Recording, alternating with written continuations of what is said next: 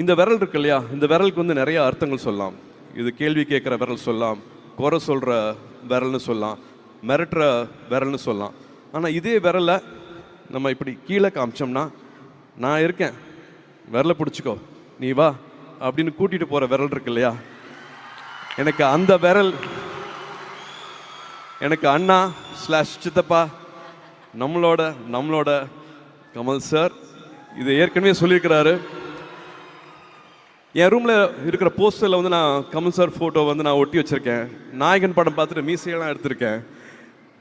அந்த போஸ்டரை ஒட்டிட்டு எங்களுக்கு நடுவில் இப்படி ஒரு உறவு கிடைக்கும், இப்படி ஒரு பயணம் கிடைக்கும் அப்படின்னு நான் நினச்சி பார்த்ததே கிடையாது.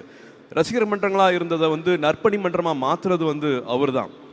ஒரு கலையில் வந்து சலங்கை ஒளி பண்ணிவிட்டு நாயகன் இவர் தான் பண்ணுறாரா, தேவரமன் இவர் தான் பண்ணுறாரா, காசுக்காக பண்ணவே இல்லை. அந்த கலைக்காக வந்து தன்னைத்தானே எவ்வளோ உயர்த்திக்கலாம், மற்றபடி மற்றவங்களை எப்படி இன்ஸ்பயர் பண்ணலாம் அப்படிங்கிறது மட்டுமே வந்து நான் அவர் அப்படி தான் பார்த்தேன். நான் வேறு தொழிலாக இருந்தால் கூட எனக்கு அவர் தான் எனக்கு இன்ஸ்பிரேஷன் இருப்பார். நான் உயர்றதுக்கு, நான் வளர்கிறதுக்கு, நான் ஒரு இலக்கை தொடுறதுக்கு என்றைக்குமே அவர் தான் இன்ஸ்பிரேஷனாக இருப்பார். அவர் திரும்ப சொல்கிற மாதிரி, படத்துலையும் சொன்ன மாதிரி, அடுத்த வினாடி ஒழித்து வைத்திருக்கும் ஆச்சரியங்கள் இந்த உலகத்தில் ஏராளம். Miracles happen. நினைக்கிற கனவு நிச்சயமாக நிறைவேறும்.